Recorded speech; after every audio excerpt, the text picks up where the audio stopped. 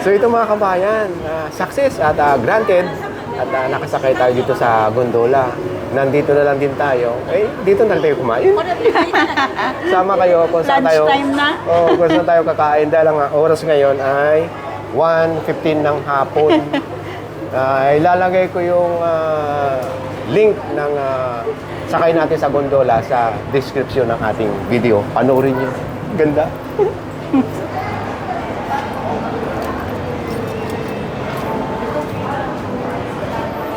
Nandito na tayo. Ayan yung nakita natin kanina, yung floating restaurant. Abangan Hashi. nyo, ha? Hashi? Oo. Abangan nyo kung anong mga food dyan at kakainan natin, ha? Hello. Ayun, kaharap lang niya yung Mama Luz. Halika, pasok tayo. Ito yung business hours nila. Thank you. Ang bango.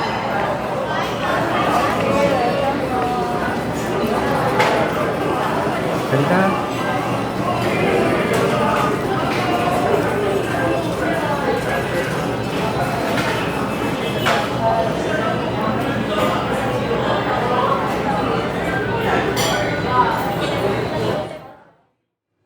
Kung naalala nyo, kamakainan lang, kumain tayo sa isang American na Italian restaurant. At ito na pag-utusan na naman tayo na kumain daw dito sa isa ring Mama Luz. Italian restaurant. Itong Mama Luz. Interesting daw yung kanilang mga food dito, lalo yung pasta. At meron daw itong kakaibang pasta. Titikman natin. Order lang tayo ng mga 3 klase or mga espesyal nila dito. Ngayon, bago tayo mag-umpisa o mag-order ng mga food, ay gusto lang naming batiin ang aming doktora na si... Dr. Carol Narvacan Montano. Hello, Dr. Happy birthday po. Birthday niya kahapon, February 8, 2024. Ang clinic po ni Dr. ay sa Makati Medical Center po. Internal medicine siya at meron din siyang clinic sa Batangas. Kaya pagka nagawi kayo sa Makati Med, pwede niyong hanapin ang pangalan ni Dr. Carol Narvacan Montano at pwede rin siya makatulong sa inyo kung may problema kayo sa kaloob-looban ng inyong katawan. Gaya ng pag-aalaga niya sa amin. Kaya yung mga nagtatanong kung anong sikreto namin, si Dr. Carol ang aming sikreto. Okay! Happy birthday! Happy birthday to you! Cancel mo na kaya ang order natin.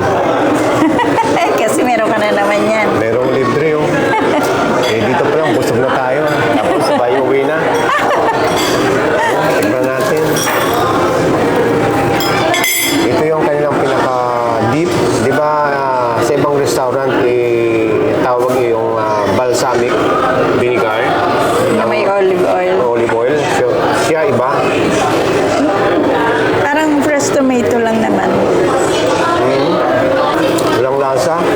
Ang nalalasahan ko yung puro olive oil. Tingin kaya tayo ng balsamic.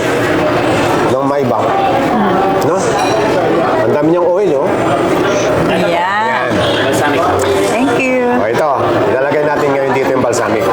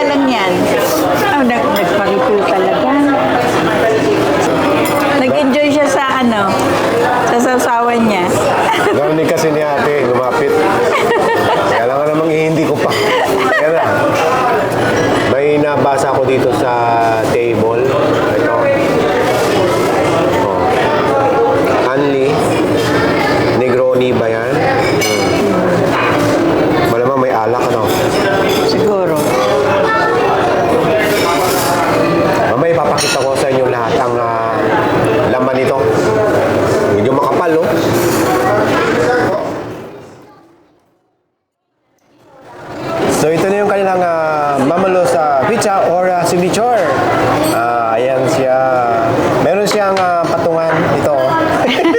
Pero hindi makikita sa camera pag pinatong pa natin dito mataas. Ngayon, mayroong mga sizes ito.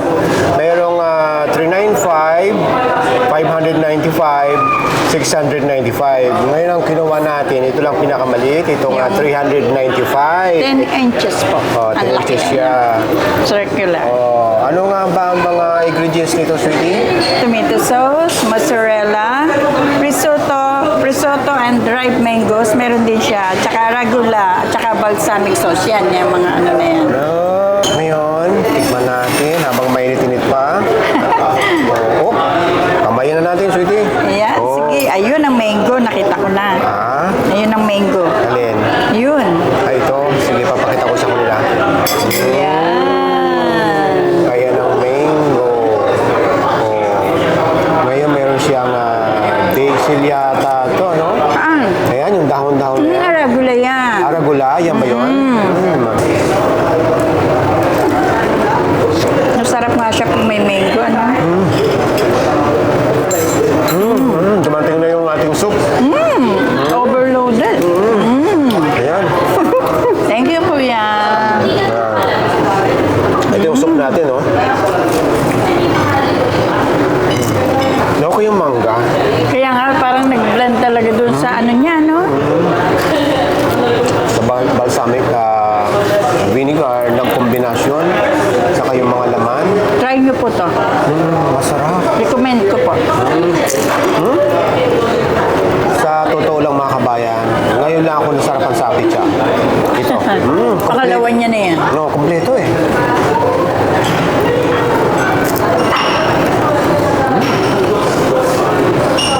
Ano, gusto mo pa? Ay, so po, naghihintay. Lalamig. Mamaya. Itabi muna natin ito at tayo mabubusog. Mayroon pa tayong tatlong titikman bukod dito sa soup.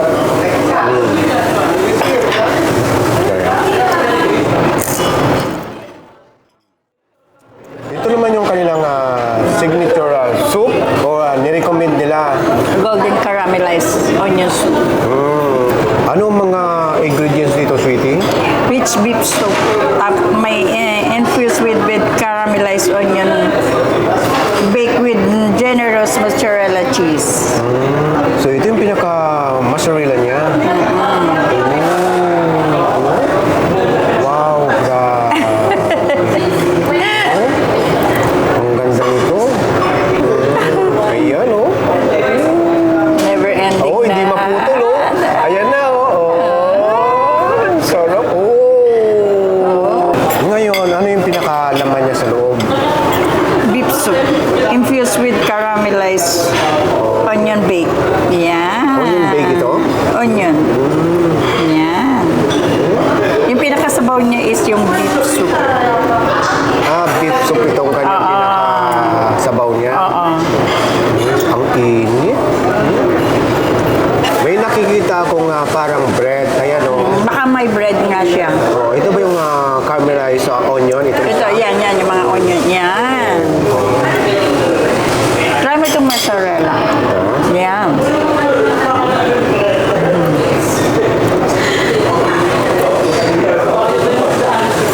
Maligat, ano?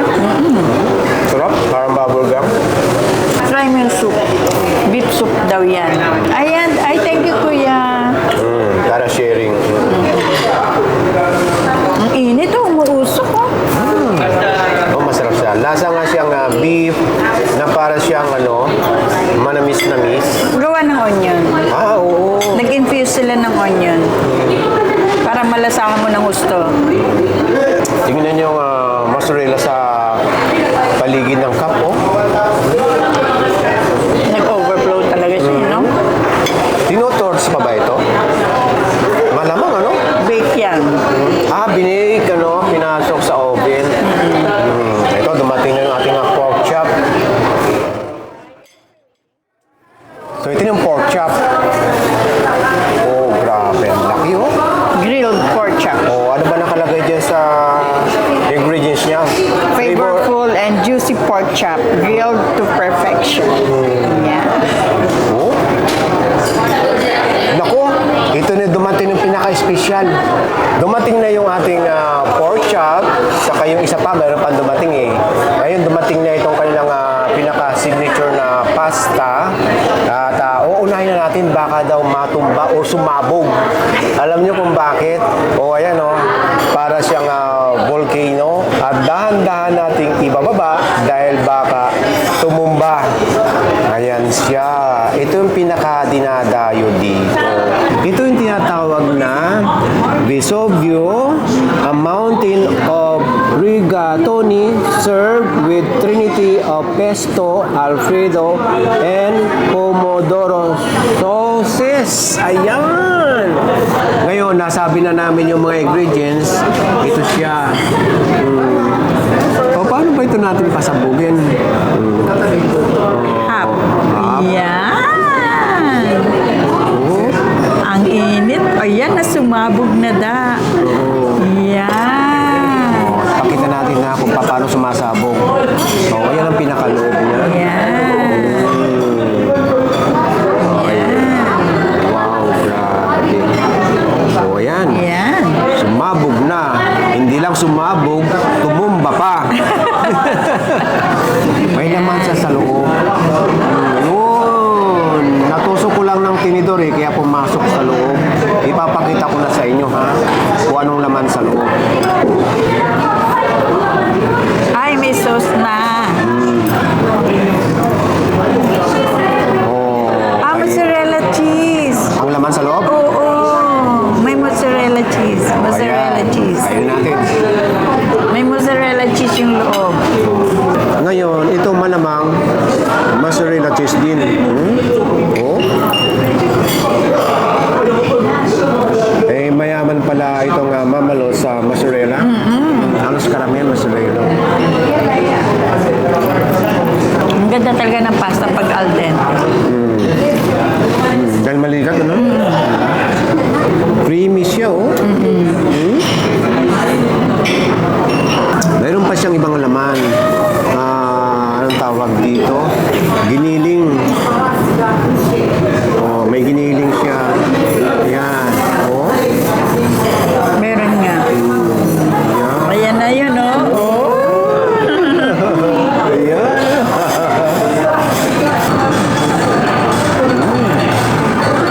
Anong masasabi mo dito sa Vesuvio? Iba. Pero masarap. Ngayon, itong tomato niya. Oh, ayan. Oh. Yan. Ngayon, yung halos na wala siyang tomato. Mas gusto ko meron. Para yung super sarap niya, nagbe-blend talaga. Ngayon, kukuha na ako nito ng mga ilang piraso at ipaghahalo ko sa tomato, saka dito sa mozzarella, saka dito sa pesto. Yan, oh. Marami pang klase ng pasta dito mga kabayan. Ito lang yung tinikman natin dahil kakaiba. Mamaya malalaman nyo or makikita nyo sa menu yung iba pang mga klase ng pasta. Sa dami ng pastang natitikman natin, ito ang kaiba. Ang lasa niya, yung asim ng tomato na naghalo sa alat ng konti ng mozzarella at saka kung ano-ano pa, hindi ko na maipaliwanag. Ibig sabihin, balance na balance ang lasa. Nag-blend talaga yung masasarap na ingredients. So ito, balikan natin yung pork chop na malaki. Ulitin ko lang itong pork chop ay halos wala na mga ingredients. Titignan lang natin yung texture kung malambot. Kung malambot. Pero nakalagay dito ay flavorful and juicy pork chops grilled to perfection. So ito siya. Ngayon, i-consider na natin itong skin or yung kanyang taba na malambot yan. Dito natin malalaman sa meat kung maganda ang pagkaluto. Hihiwain natin, ha? Ooh.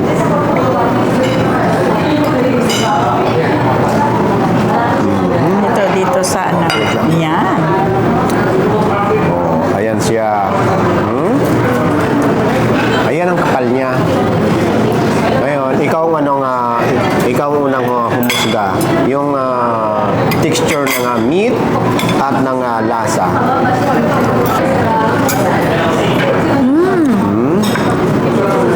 Ang lambot. Ayan. Panalo. Anong lasa niya? Marinated siya da. Marinated saan? Sa asin, sa...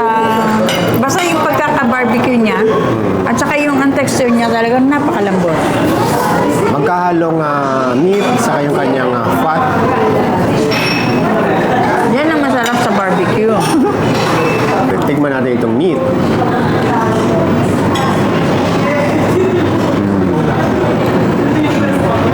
Di ba? So okay yung kanyang meat, malambot siya na lumalaban ng konti. Lalo na pagka kinain niyo yung magkahalong meat saka yung fat, yung skin niya, maligat-ligat. Ang sarap ng pagkatimpla.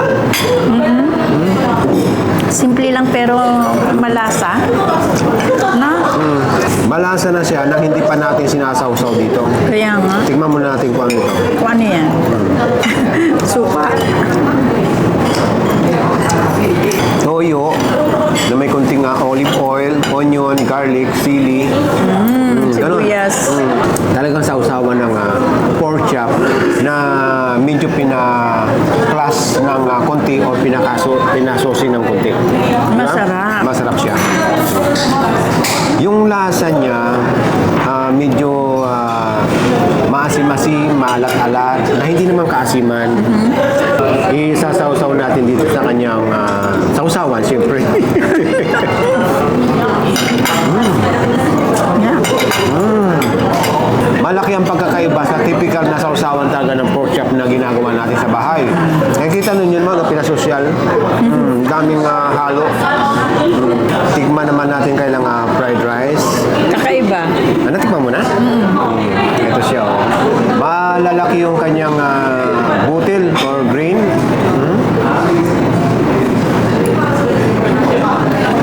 Lasang-lasang yung garlic, ano? Ngayon, haluan natin ng pork chop.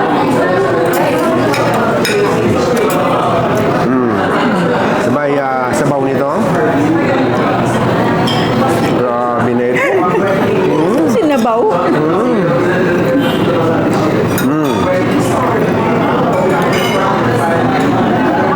Sarap. Sarap ng taba, no? Ang ganda kasi ng pagkaka-marinate nito. Hindi maalat, hindi matabang. No, simple lang. Malalasahan mo lang yung salt and pepper. No? Ngayon, itong huli natin titikman, itong rollo di pollo. O yan, malamang roll siguro yan, ano? Siguro. Ito siya, lumamig na. Ngayon, ang ingredients dito ay breaded chicken rolls loaded with mozzarella cheese and pesto and pomodoro sauce. So, talagang first ingredients nila ang mozzarella. Kaya nga. Kakamayin ko na. Oh. Kitang-kita yung mozzarella.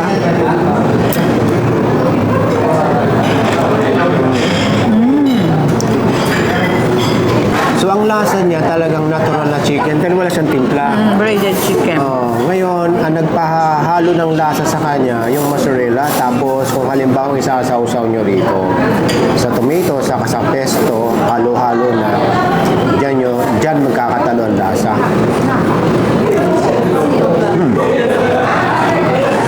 Masim-masim ng konti. Gawa ng tomato sauce.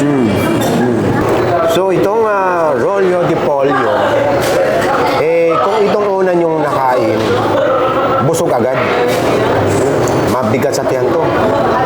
Dahil yung lasa niya o yung aroma dyan sa outer skin niya kasi mayroong mga nilagay ng mga organic, di ba?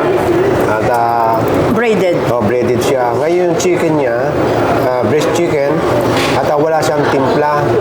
Ang nagpalasa lang sa kanya yung mozzarella, no? Kung meron man sa loob. Ngayon, ang magpapalasa dito, ito,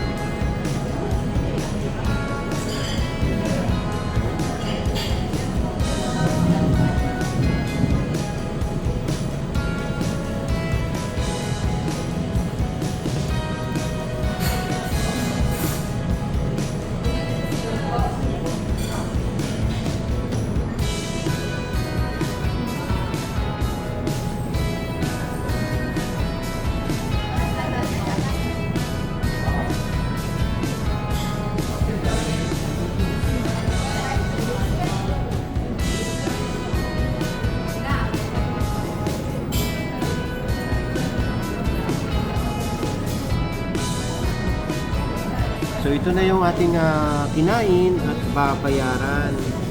Ngayon, yung mga nakikita niyong presyo dyan ay original pa yan ha. Wala pang discount. Ngayon, kung halimbawa meron kayong senior citizen discount, PWD at kung ano-ano pa, meron pang 20% discount yan.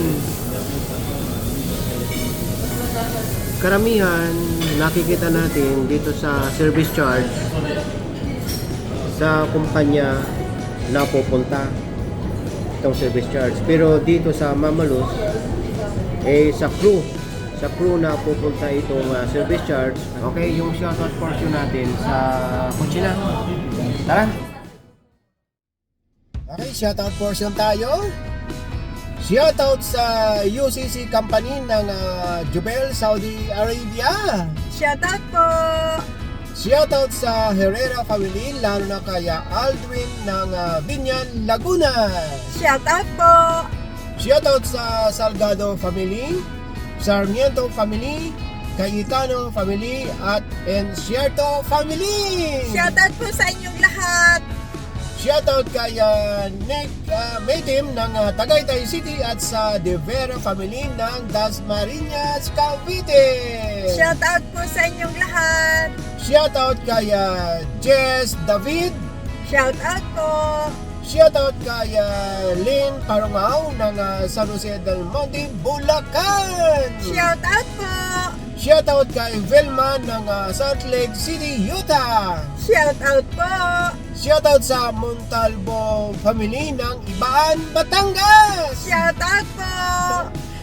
Birthday greetings tayo. Happy birthday kay Supervisor Senon Sky sa January 30, 2014. Belated happy birthday po!